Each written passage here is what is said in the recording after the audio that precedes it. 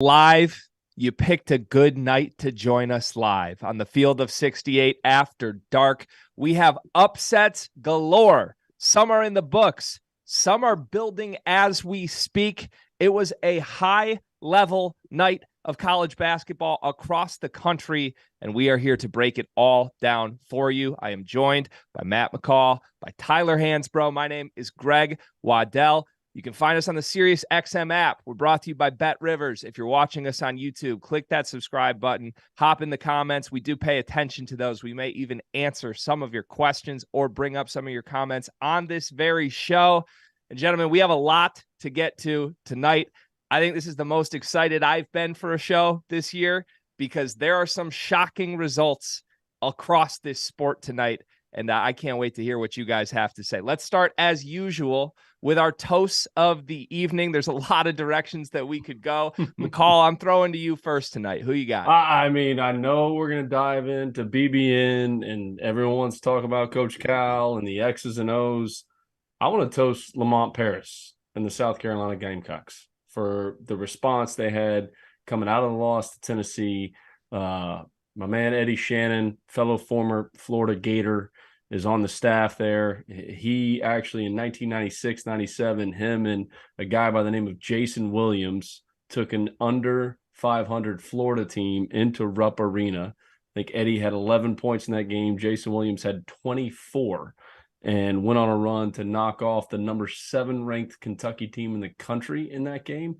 And Eddie's on Lamont's staff at South Carolina. So I want to toast those guys. And I know we're going to dive into the BBN, but man, credit to them, the response coming out of that Tennessee game. So credit Lamont Paris, his team in South Carolina. Go Gamecocks. Cheers. Tyler, who you got? I'm going to give my toast to, even though we're not going to win tonight, UNC. It's going to be Jalen Washington, kid coming off of ACL surgery, stepped in for Armando, who got hurt, having a great game. I've seen how hard he's worked in the summer, so I'm glad to see that it's paying off and he's having a great game. I think he's going to be a heck of a player. So here's my toast. Cheers. Yeah, I mean, big shoes to fill, clearly, but on the fly to be thrown into that spot, that deserves a cheers for sure. All right, I'm sticking in my country, my territory here. I'm going to the Big Ten, and there's a lot of divisive opinions about this team. We may get to them. It's such a packed night. I don't even know if we will get to them tonight, but I'm talking about Illinois, who has had a very tumultuous last month. They were looking like one of the best teams in the sport early, and I would say, looking back on it, a big reason why was how good Terrence Shannon was playing. And whatever you want to point fingers at over the last month, the bottom line to me, they haven't had that same Terrence Shannon. They got that same Terrence Shannon tonight. 25 points, 11 rebounds, 4 assists. I believe he had 17 points at one point late in the first half, and Nebraska had 20 themselves. He just kept finding open spots. Maybe it was Nebraska leaving him open, but he was hitting shots tonight. He was aggressive, downhill, straight line drives, defensive impact, all of it. All the things that make him a high-impact two-way player that was there early in the season were back tonight, and I don't think it's a coincidence that Illinois might be back. I don't know if we can go all the way there yet. We'll wait till the Illinois segment to say it, but cheers to you, Terrence Shannon. You've earned my respect again, my friend. All right, we have to start where everybody knows we have to start. And if I had a second toast to give out tonight, it would be to the fan at Rupp Arena who was thrown out of Rupp Arena for saying, "Please go to Texas," on a sign. That's what he wrote, because I'm not saying I agree with that sign. Wow. I'm just saying it's a ballsy move to bring that sign into Rupp Arena. And I don't know if that fan got what he was hoping for tonight, if you can even call him a fan. But South Carolina stuns Kentucky 71-68. There was a buzz in that building for roughly 40 minutes. I mean, there's been rumors John Calipari may leave this program to go to Texas. There's mutual interest.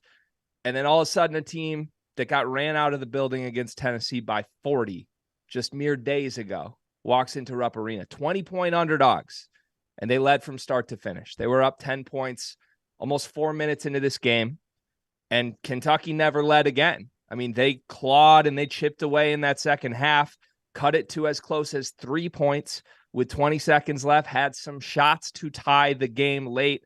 Ultimately, they did not connect, and it didn't happen for the Wildcats. But we've talked for months. Matt knows this. We've talked for months. Is this team a tournament team? That's not the conversation anymore after tonight. They've got a long way to go just to even reignite that conversation. So let's just step back. Matt, I'll throw it to you first again. Where do we go from here? Well, I think a couple things. First, let's start with this and the criticism of Coach Cal, and even for a fan to have a sign that says, go to Texas. All right, Coach Calipari has a lifetime contract at the University of Kentucky, and everything that he's done, he hasn't forgotten how to coach. And everyone wants to talk about the X's and O's and this, that, and the third. And, he hasn't should he find ways to get Oscar Chigwe the ball more down in the post? Yes. But, it's all about more like sustaining and fighting for culture. And that's one of the hardest things to do. Like drawing up a timeout coming out, or drawing up a play coming out of a timeout, like that's the easy thing to do, right? It's, hey, what's going on in that locker room, right? Are guys unhappy? Is this guy unhappy? Maybe this guy's getting more money in NIL. I don't know. But like, that's the more challenging part. Like Coach Cal, hasn't forgotten how to coach. And then you throw on top of this now the whole Texas thing. That's another thing that everybody's having to deal with and everybody's hearing. And that's another distraction that's being put out there while they're trying to come together and find ways to win basketball games. So I think it's more of a cultural issue right now than anything else. And the distractions and the noise, and now BBN's not happy, and everybody in that program, including Coach Calipari, who's in the Naismith Hall of Fame, is feeling that. The players are feeling that. Everybody's feeling it, right?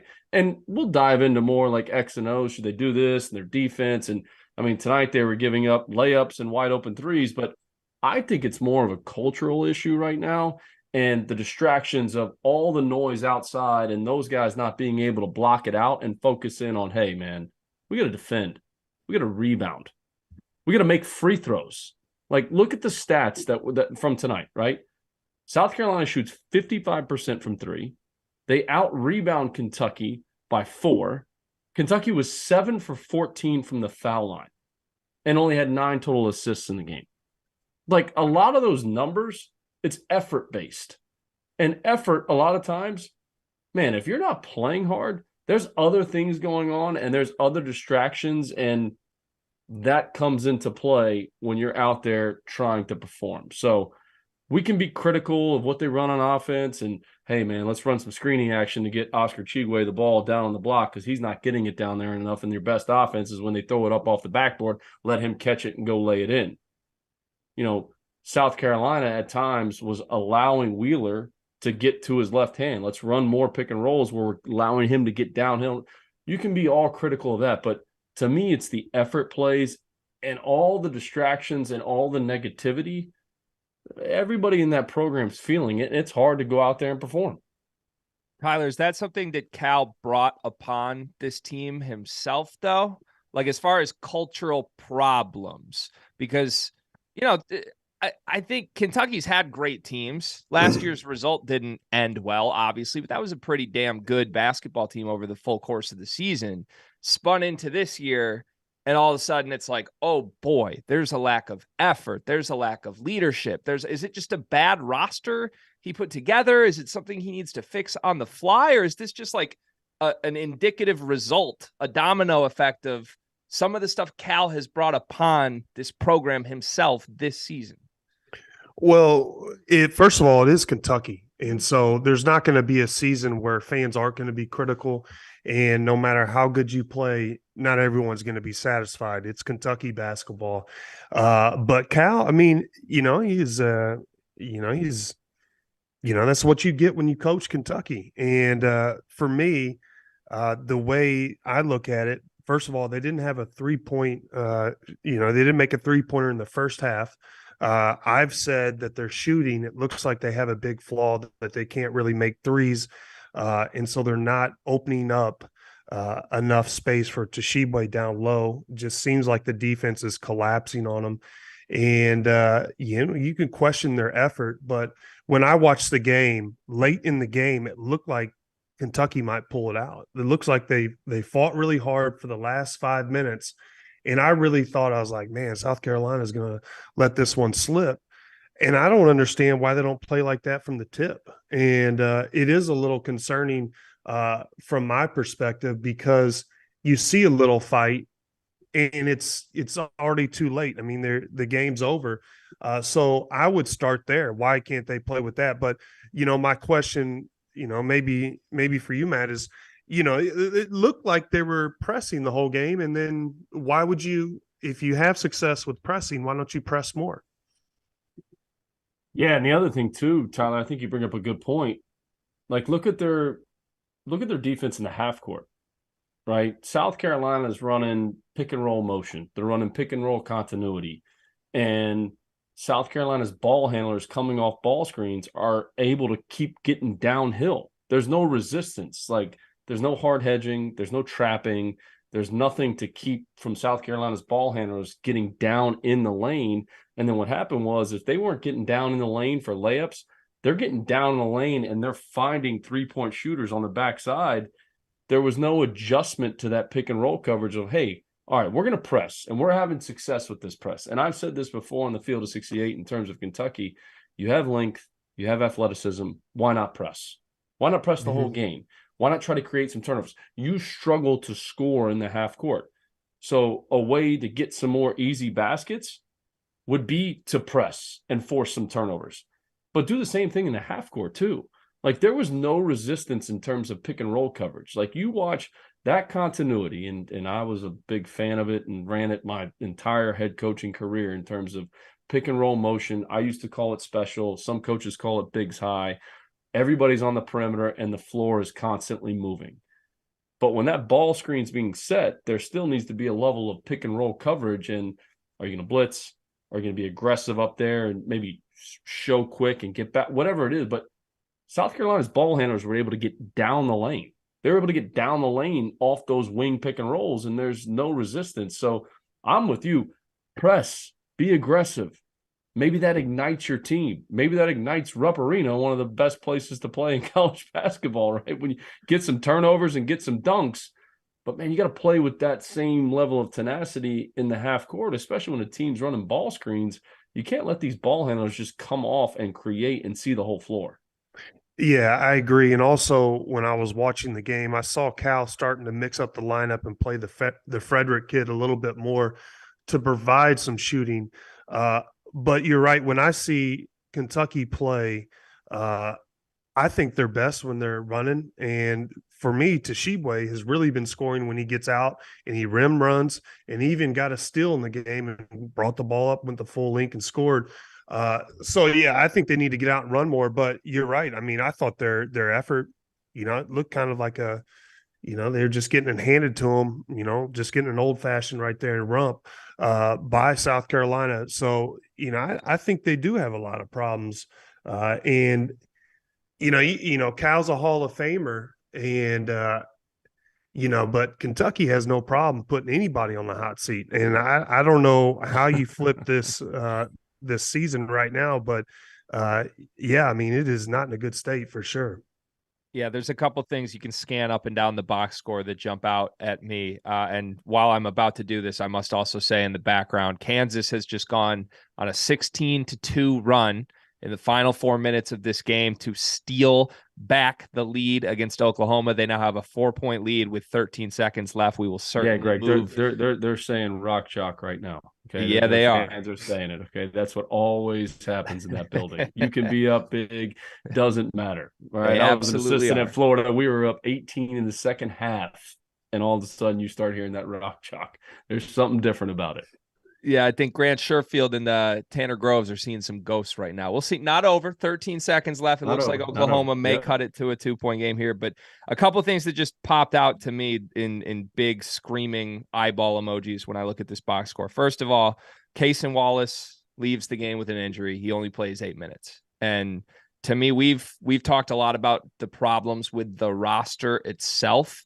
And for this Kentucky team to make any sort of leap ceiling wise come end of year. For me, it's always been about Wallace. It's always been, can he take on some of that responsibility that the NBA guards that Cal has had year after year after year after year in this program? Can he do that? I think he could. Certainly he didn't tonight, but again, that was due to injury. And if you take him off of this team, you're really missing all of that, all of the 3-level scoring stuff you would look for from a guard. And he's a great defender as well. And then beyond that, Oscar and Severe Wheeler both played 40 minutes in this game. And I think that speaks to a little bit of a lack of depth. And when you're losing guys to injury on top of that depth, and you need your point guard and your center to essentially play through mistakes, play through foul trouble, play through anything that's going to pop up in a game, not get a breather. It's just a lot to ask from a roster that's not necessarily constructed the best way around it. And then finally, we talked to Meechie Johnson. We're actually going to show an interview. The three of us got to sit down with him about an hour ago. But Meechie Johnson attempted 10 threes in this game. He hit 6 of them. That's as many threes as Kentucky's entire team attempted in this game. They had 1 3-point attempt from their starters in this game. Like, that's just unheard of in today's era in college basketball. I alluded to it, though. Meechie Johnson was the star. 26 points, 6 rebounds, 6 assists tonight.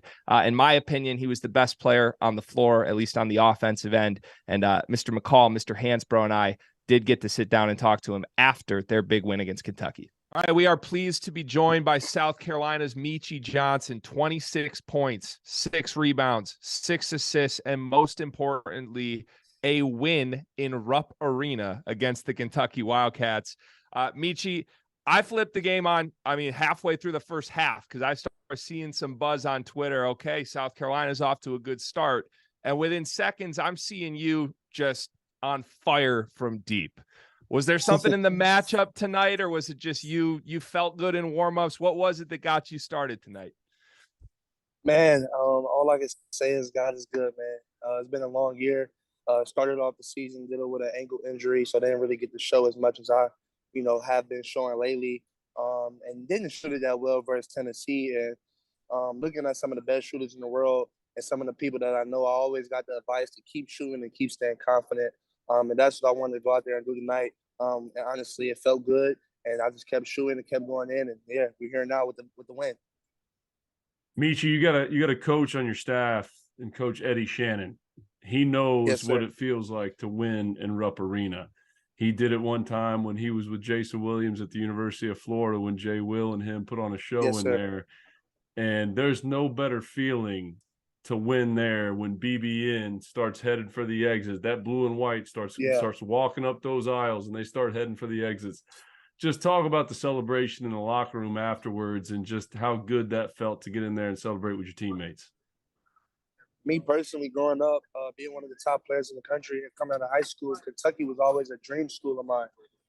And I only say that because I'm a point guard, and I grew up watching people like Tyler Hansbrough, the Harrison twins, all the great guards who came in there. So I always had that dream to play in there and to go out there and share that win with my teammates, and then to get in that locker room. It was an amazing feeling, because for us, we're coming off a 40-point loss to Tennessee, one of the best teams in the country, and you go on the road and beat obviously one of the elite programs like Kentucky. It's just a great feeling to have, man. It's good for the program.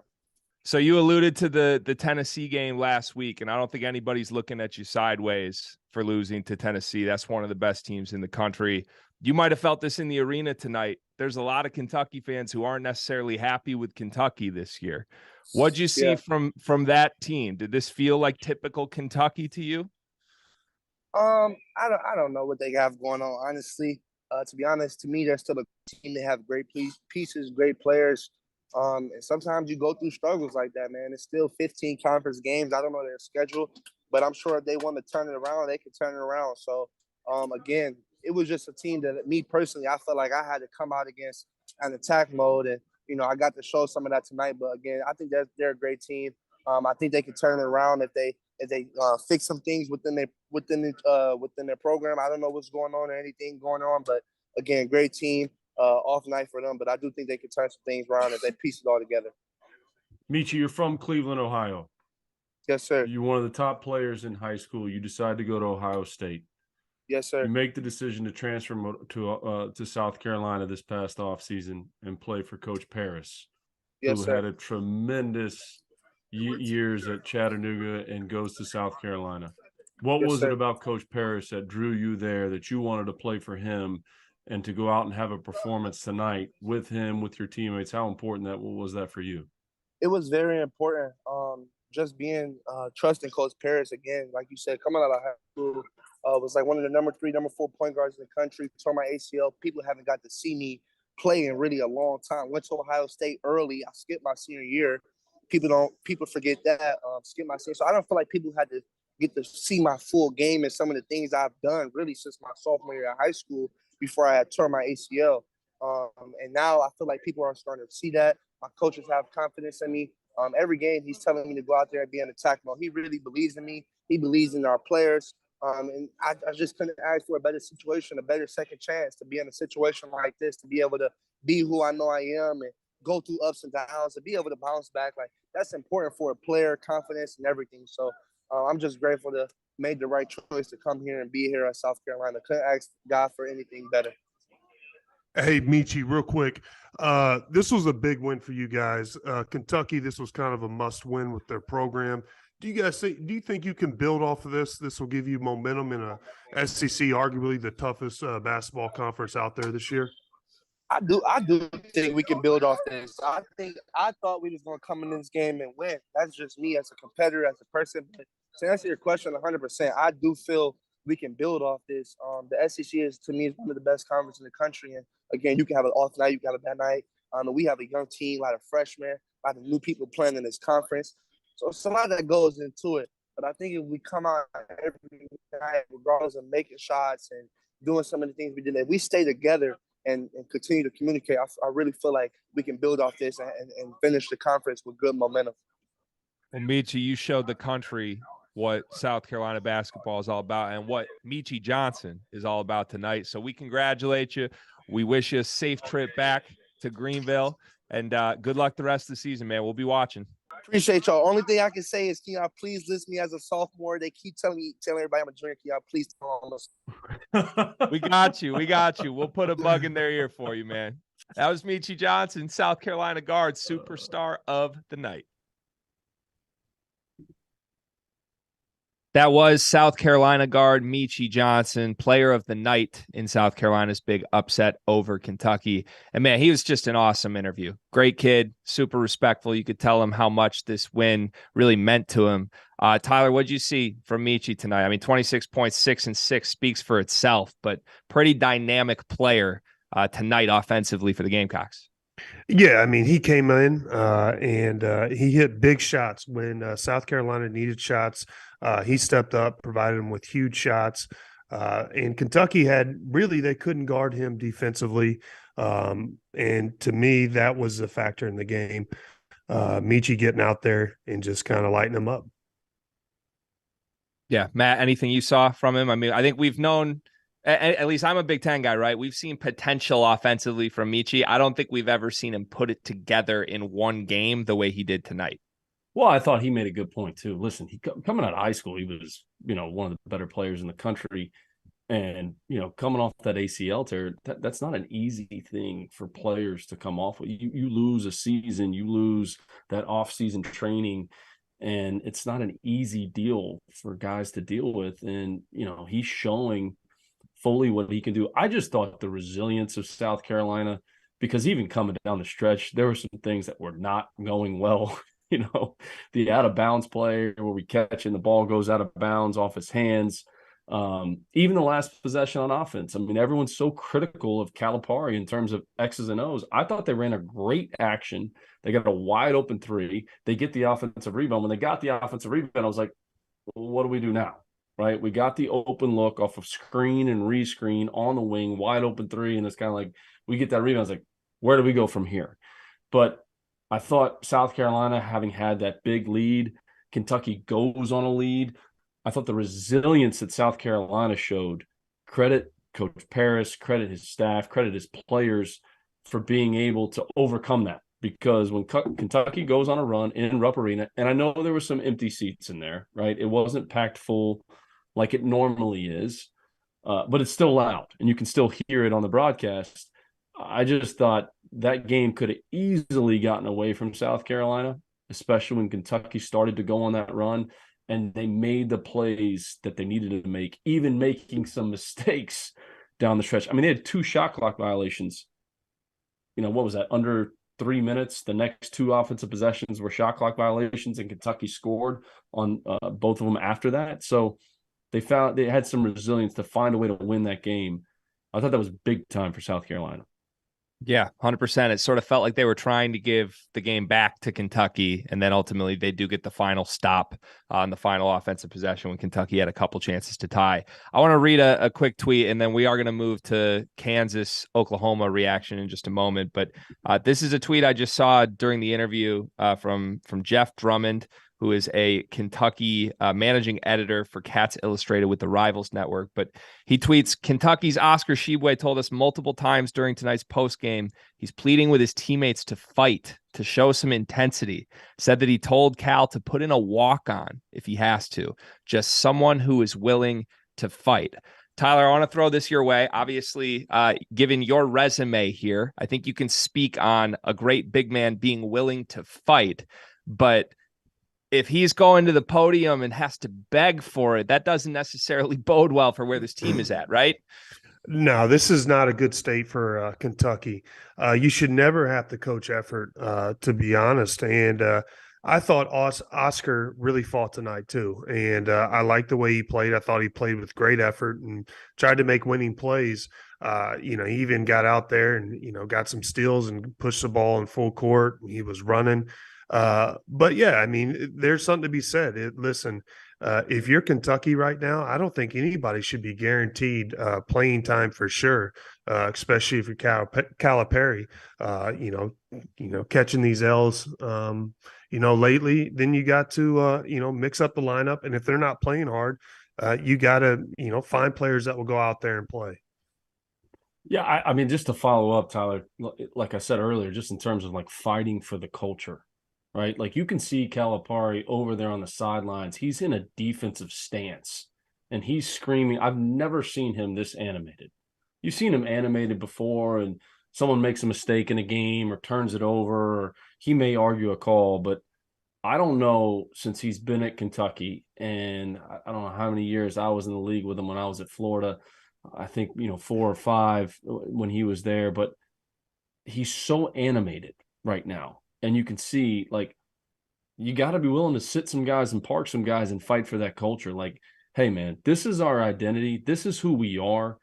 This is our standards. This is what this program's been built on. This is what we've done since I've been here. If you're not willing to do these things, then you're not going to play. And we're going to play someone that's not on scholarship, or we're going to play, the 13th, whatever it may be. And I think right now it's more about fighting for that culture and setting it for them to take a step forward. And until they do that, no, they're not an NCAA tournament team, and we shouldn't talk about them as being an NCAA tournament team going forward.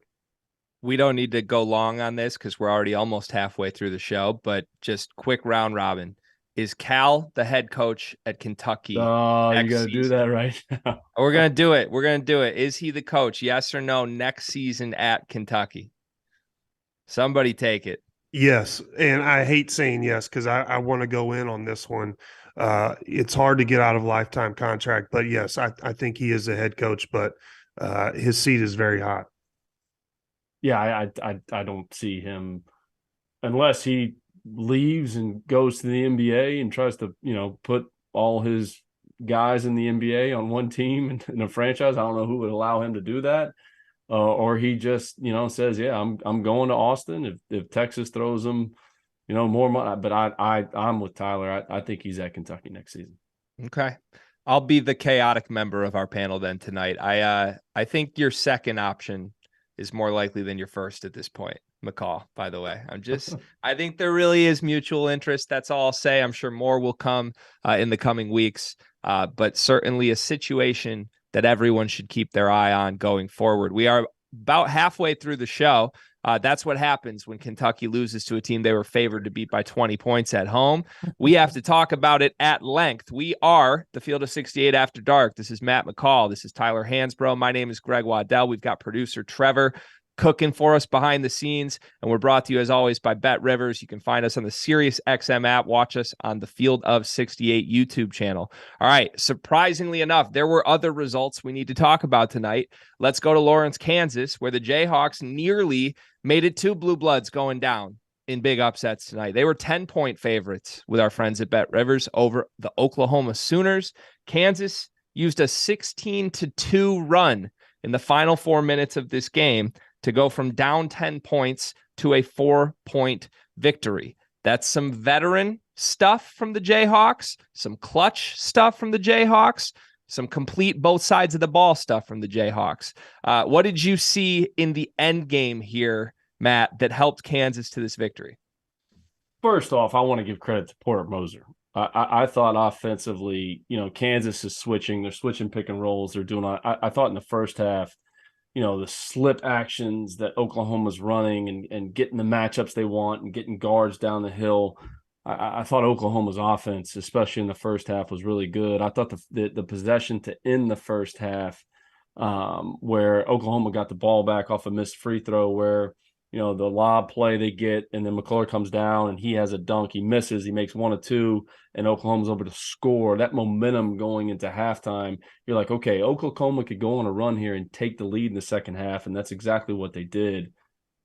But, man, like I said earlier, that thing comes to about 5, 6 points. If you're up and you're in Lawrence, Kansas, and you're in that building, and all of a sudden a couple possessions go Kansas's way, and I know there's some missed threes by Oklahoma, but that crowd gets behind that team, and that can rattle you and rattle your focus a little bit. And I think that's what happened. I thought Oklahoma played a really good game right up until that last 2 to 3 minutes, and that's what they do in that building, and that's why they've had so much success. I mean, what's Bill Self lost? 19 games in there in his entire career. I mean, that's an insane number, and that's what happens in that building. Yeah, most people would argue that that's the toughest place to play in college. And looking over the box score to get 22 points from KJ Adams, that was a big time step up for him. Him playing well tonight really gave Kansas a boost. But also Kansas has been playing these games pretty close lately, and I know they've been pulling them out, but tonight I thought Oklahoma might be the one to get them. But they came through, and I think Kansas is a true contender. And I think I think they have the tools to possibly hang another banner, which is very impressive off of what they did last year. But they've been playing some close ones lately. Yeah, Greg, think about this too. It's a 4-point game, and we talk about the last 2 to 3 minutes. Oklahoma's 2 for 17 from 3. Oof. They make 2 more threes, they win the game. Mm-hmm. Right? Like, I mean, that's how close that game was. And I thought they were getting good looks. I didn't think they were taking contested shots or bad shots. Like I said, I thought Porter Moser was running great stuff on offense. I thought he was putting Kansas's defense in a lot of different binds, especially versus that switching. They make 2 more threes, they win the game, and they're 2 for 17. So, like Tyler said, Kansas has been in some close games, but championship teams find a way to win those close games, right? Regardless of, who's shooting what at this percentage, like championship teams find a way to win those games, and that's what they're doing right now. Yeah, and Matt, also you talked about culture with Kentucky. This is kind of the 180 to that right now, is where Kansas kind of has that winning culture where they know how to win. Mm-hmm. And guys stepped up. KJ Adams getting 22 points. You wouldn't expect that, but he was playing, making winning plays to win the game. And, that's the difference right now you see with Kansas, especially with their culture compared to Kentucky, in my opinion. Yep, no question. Totally agree. Totally. So I was a Kansas skeptic at the beginning of this season, pretty loudly. I came on this very program and a few others as well, and announced my skepticism in this team. Not in this program, not in this coach, nothing like that. Like, of course, they were going to be an NCAA tournament team. Of course, they're going to factor into the Big 12. It's Kansas. But I had questions of what a Bill Self team looks like without a true post threat or a post defender, post scorer. How is he going to evolve that? What's he going to do differently? And I mean, this team for this team to have 14 wins in its first 15 games, given those type of roster adjustments compared to what we've seen historically from his program, is extremely impressive to me. The other thing is, I mean, the freshman Grady Dick has been so good for them this year. And tonight he wasn't. Tonight he was 1 for 8 from the floor, 8 points, 1 for 4 from 3. And to me, he's a guy where he can't just be a luxury guy for Kansas, if that makes sense. Like, for them to not be in a dogfight with a team like Oklahoma, they need Grady Dick to be that second option next to Jalen Wilson, and maybe on some nights be the first option. And I think he's good enough to do that. Tonight, I think he was a little bit out of control. I think his first couple shots didn't really go in. He started seeing him just be a little flustered, which is not the most surprising thing. Maybe surprising for him, but not for a freshman. And, you know, I give credit to some of their vets, like McCall down the stretch had a couple of huge plays. The big and one to officially take the lead where he went through contact. They've just got a lot of guys that can do a lot of different things on this team. And if they do get that scoring from Dick, then I'm all in on this team. Yeah, but Greg, like think about this too. Like, everyone talks about, and Tyler, you could speak to this, like the lack of front court. Like, they don't have that dominant big, but like McCullough and Wilson, like, those guys play really, really hard. Mm-hmm. And when the ball is up on the glass, those guys go get it. Like, especially in the offensive end of the floor. Like, if someone else shoots, those guys fly in there and they get Kansas extra possessions on offense. Like, they may be undersized, but they play with an edge and they play with a motor that makes up for that, especially those two guys. I know how talented Wilson is offensively. I know he's a really, really good player, but man, does he play hard. And that makes up for their lack of size. And to me, that's what makes them a title contender. Yeah. Yeah, I agree with that too. And also, you know, KJ Adams is super athletic. He might not be the tallest person, but he's active on the boards. He's strong. He's physical. All that makes a huge difference. Yeah, and especially today, small ball, you necessarily don't have to have a true center, even though I'm a big believer in the bigs and having a center, but they just don't have that on their roster. And also, I think Dick's only going to get better as the season goes along. No question. Being a freshman, the more experience he gets. And I've said before on the show, it's very impressive where Kansas is, you know, coming off of what they've lost from last year. Yeah, absolutely. And want to give a little credit to Oklahoma too. I think we did a little bit. We kind of skated by it though. But Grant Sherfield, he's a dude, man. Like, he's a guy who can go out and win you games in the Big 12. He had 25 tonight, 9 for 15 from the floor. He didn't have the big buckets late when Oklahoma really, really needed them. But man, he's been dynamic. When Oklahoma's been at their best, when they've had some of these resume wins, it's been because Sherfield's going crazy. Another guy you see finding success in a new home via the transfer portal. So let's move to the ACC. We're going to talk Tyler's team here. We're going to talk Carolina, the Tar Heels at Virginia tonight. Ultimately, Virginia, Tony Bennett gets the win at home. Some tweaks from Hubert Davis. We saw Seth Trimble in the starting lineup for North Carolina tonight. And ultimately, the big story here, Armando Bacot. You hope that he's all right, because that's a totally different team if they have to go without him for any significant stretch of this season. So, Tyler, first of all, have we heard any updates on where we are at with Bacot? And then what'd you see from your Tar Heels tonight? No update on Bacot, but I will say it is not the same ankle that he's had issues with from the Final Four and last year.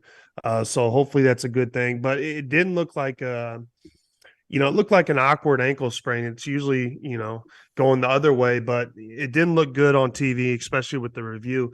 But I will say that I thought this Jalen Washington, this freshman, came in and played very well.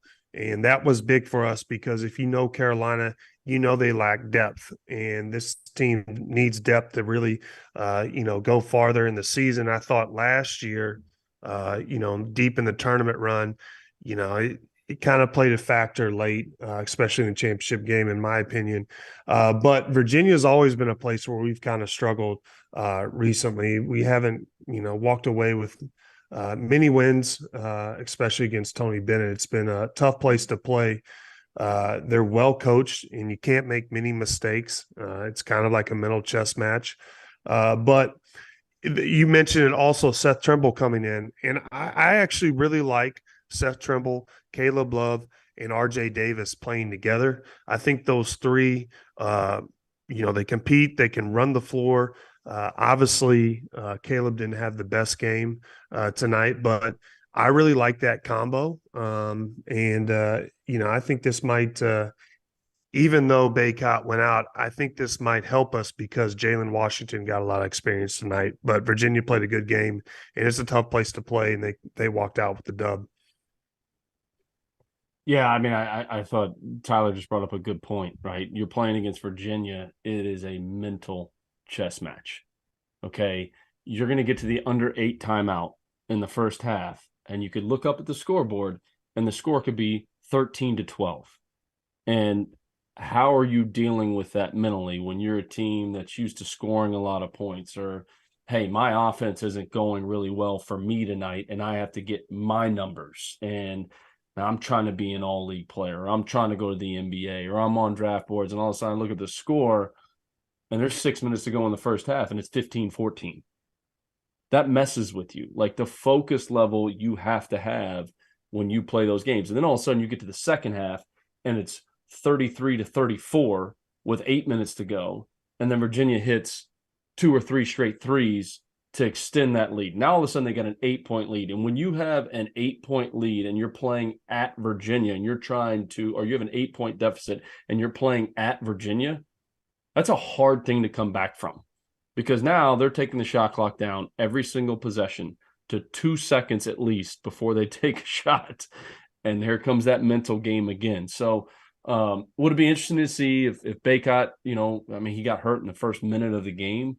Would the result have been different? I agree with Tyler in terms of other guys getting opportunities and growing up and experience, and maybe that helps Carolina moving forward here. But that is a mental chess game playing against Virginia. And when you fall into the trap, they got you.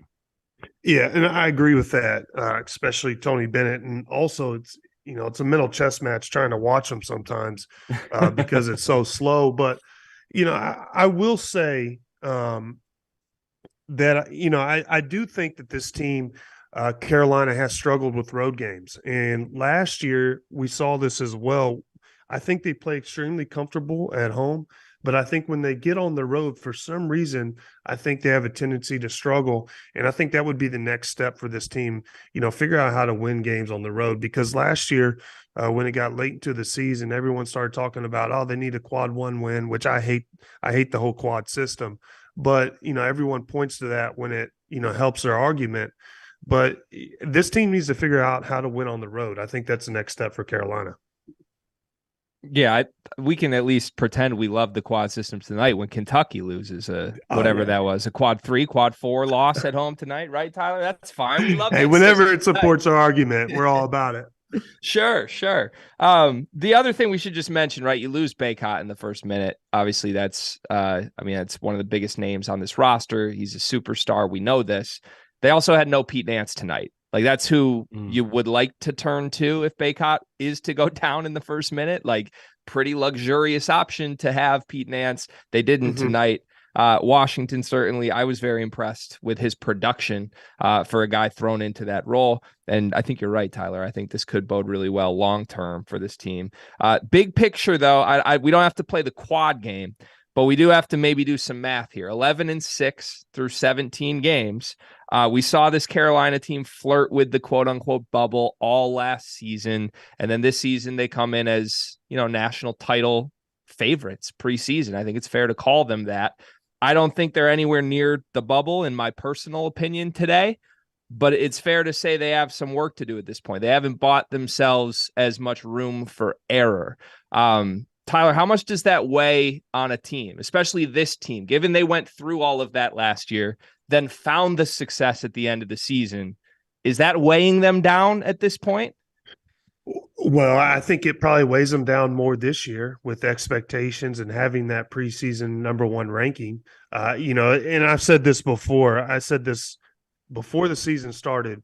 it's different when you're ranked number one and teams are coming at you versus not being ranked number one and you're trying to go at other teams. That's a whole different mindset. And to me, getting that number one ranking and maintaining it is the toughest thing to do. So it's a whole different mindset. Do I think it's weighing on them? I don't know. I think you've got to be in the moment as a player and look what you can do currently to get better. But I hate to get to the point where the team starts to feel pressure on having to win, must win games. I hate that saying, but I just, I don't want to have that type of pressure come late in the season. Tyler, let me ask you a question though. Do you feel like even early on in this season, because I've been on the field of 68 and back in November when they were struggling, and I'm like that just exactly what you said. Coming into the season, preseason ranked number one in the country, you've got all these expectations, and really you're only being ranked number one in the country because you made a run to the national championship game last year, right? Mm-hmm. And you lose some pieces, you lose Brady Manick, you're adding some pieces, but you're ranked number one based on what happened last year. And that's a lot for a team to deal with, and the expectations can weigh on you, and they affect your performance. Am I wrong in saying that? No, 100%. I mean, everyone was in the offseason, was happy, in a good mood. When you lose and you're hungry and you didn't have the year you want, you put in the work. It's a whole different mindset, and you have something to work towards. Last year they went to the Final Four. I don't think anybody expected them to reach the Final Four pre-tournament. And then they got on a roll and got to the Final Four. But, you're right. I do think that, not being ranked one now, I think they're definitely going to get a little fire and, try to work their way to get some quality wins. So we kind of talked through this with Kentucky a little bit, and I think these two programs are in very different spots. Clearly, I mean, one went to the Final Four last year and sent Coach K packing for life, right? Like, we can't compare where the two programs are at when you do that. Lifetime contract. No, he's not. He's got his leadership council now. He's doing a bunch of different stuff. He's not packing. He's got other stuff going on. It's a different type of lifetime contract now than what Cal's got. But so we talked motivation though, right? Like Big O hit the podium and is kind of like, I need some guys who play hard. And I don't see that as clearly as an effort or motive, whatever you want to call it. I don't see the issues that we can clearly see with Kentucky here with North Carolina. But I do sort of step back from a broader level and question, like, okay, this roster is full of guys who could have moved on from college basketball at the end of last season. And we are now in an era where, I mean, thank God, I think it's a great thing for the game. The players can get paid. And we know some of these North Carolina players have struck big NIL deals. That's fantastic. And now they're back.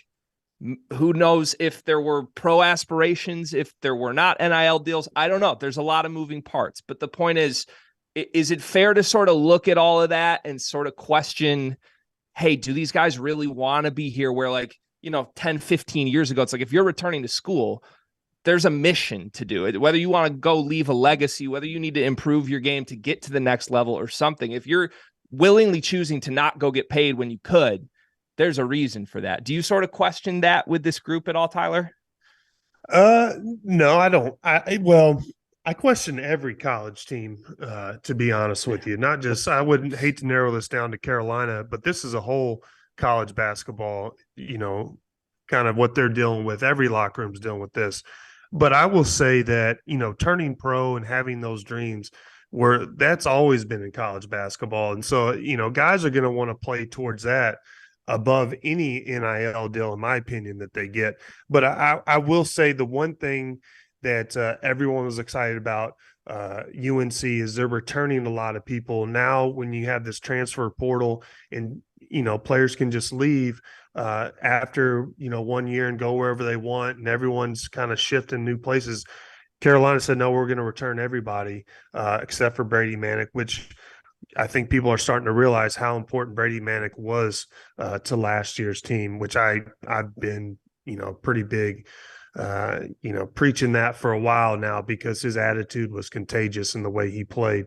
But Yeah, I think that's why, because they're, experienced and they're returning a lot of guys. But, you could raise some questions about some NIL deals. I think everybody wants an NIL deal right now. Tyler, I think you just hit a nail on the head in terms of Brady Manick, and his attitude was contagious through the whole team. Right? Like 100%. Is Kentucky missing?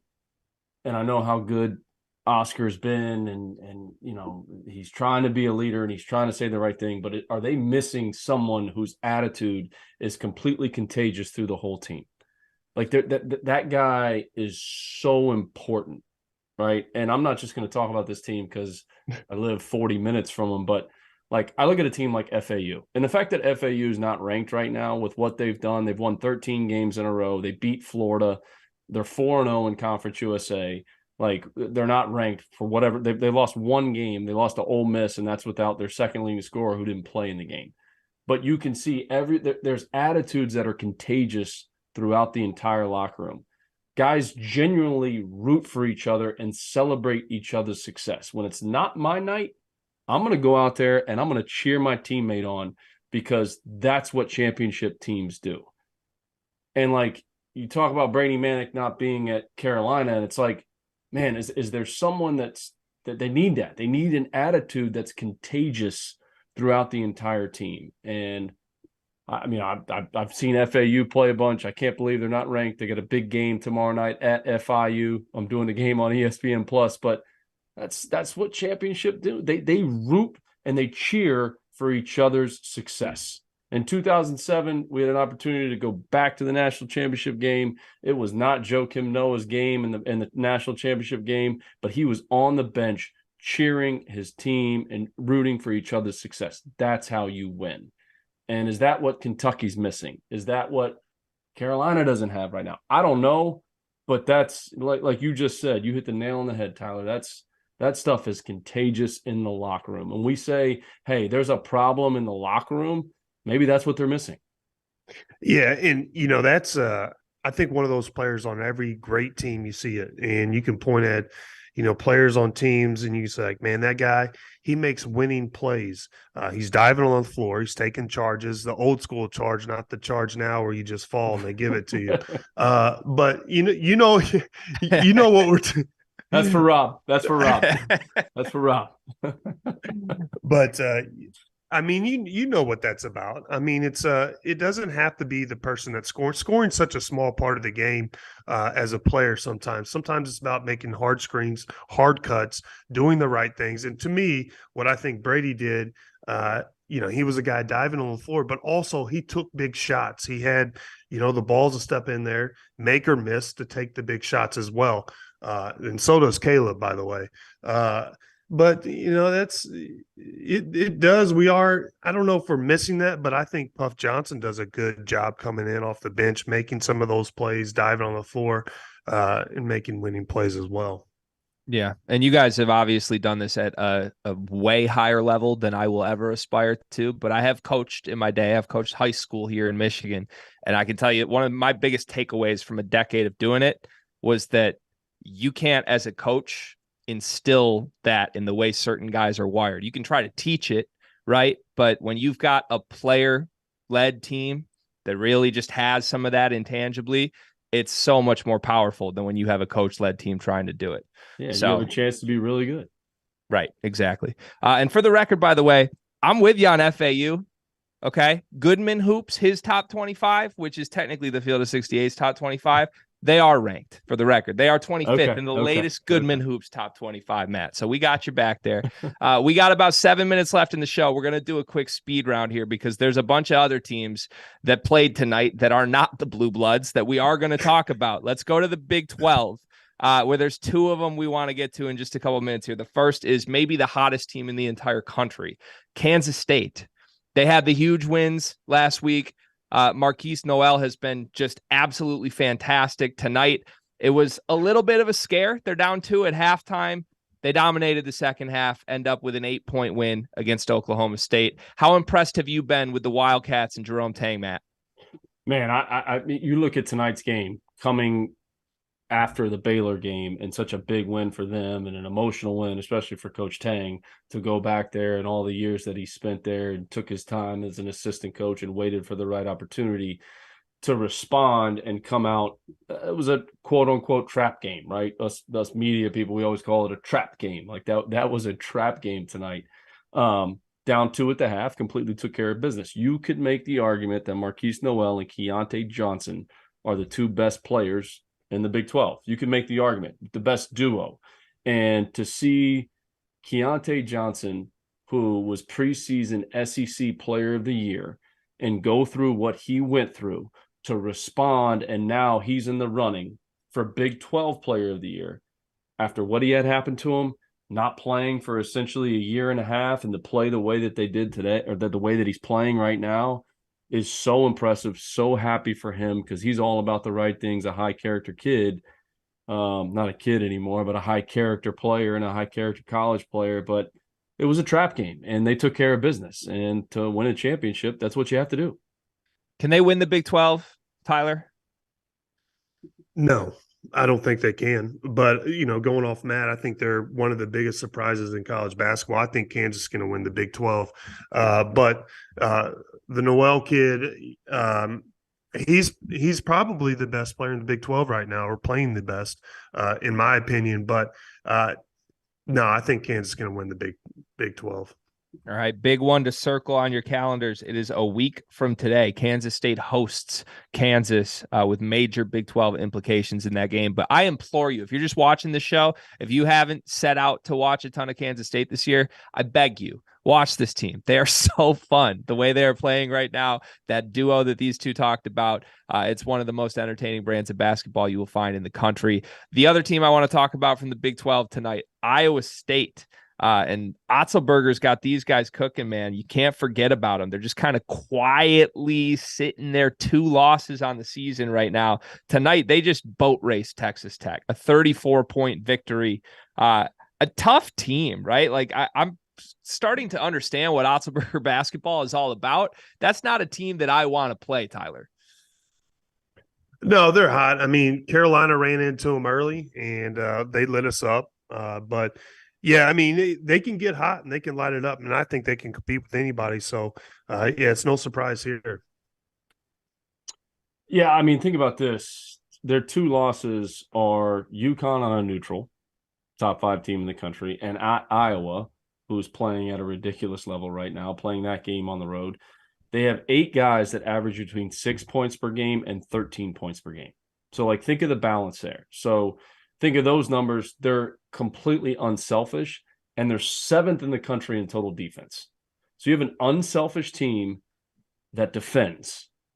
That's how you win, right? Sharing the ball, moving the ball, and then you guard at a high level. That's how you win, and that's why they're having success and winning right now. Yeah, we've got a little merch store. I'm going to do a shameless plug here. Fieldof68.shop, brand new shirt that we just put in the store tonight. The Wizard of Otzelberger. We're in. Nice. We love this guy, man. The yellow brick road to the Big 12 contention for Iowa State this year. That's what we're talking about. Again, fieldof68.shop. You can see all the stuff we got in there, but keep an eye out for that one. Let's move to my territory. I saved a full 2.5 minutes for my favorite conference in college basketball, Michigan State. They've been playing great ball, man. 7 consecutive wins now. They had the big rivalry win over the weekend. Tonight they go to the Kohl Center. No Tyler Wall for the Badgers, but still, Michigan State down the stretch of this game, their veterans were fantastic, the same way they were against Michigan. I think this team's a little under the radar, and I think that's where Tom Izzo likes to have his teams. Right, Matt? Yeah, I mean, they were the tougher team, plus 15 on the glass. I mean, that stat alone tells you that they're the tougher team to go on the road. To win like that, that's toughness. That's what they do. That's what their identity is. That's who he is as a coach. That's what he's always done there at Michigan State. I don't think Wisconsin's this offensive juggernaut, but that rebounding stat was the difference in the game, and that's a toughness stat, and that's what Michigan State does. Yeah, toughness and shooting is what I see from the Spartans. Tyler, you're familiar with the Michigan State program. Obviously, anybody who watched your years at Carolina, you can never count out a Tom Izzo team, right? No, classic Izzo. They're going to beat you up on the boards. They're going to, a bunch of bangers. And this is Izzo's. This is a good win for them, especially going on the road in the Big Ten. Anytime you get that dub, that's super important. But classic Izzo, just beat them up on the boards, physical game, and walk away with the win.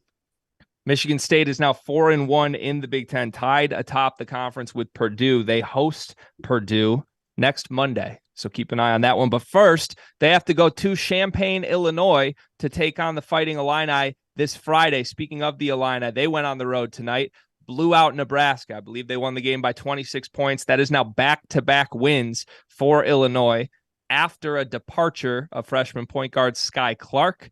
We spent a lot of this episode talking locker room leadership dynamics. Sometimes a mid-season shift can help propel a team. Is that what we're seeing here with Illinois, Tyler? This team is peaks and valleys. Makes it entertaining, but I mean, this team can play with anybody. They can be the best team in the gym or the worst team in the gym. It's been unbelievable. I saw them when they played Mizzou, and I was just like, man, they have no fight this game. And then they just go, a few weeks later, they're blowing out the doors in Nebraska. So, this is an interesting team. You buy them, Matt? Are you back in on the Illini? I think anytime in the middle of the season something like that happens in terms of fighting for your culture and something goes down and it gets shaken up and it can bring your locker room closer together.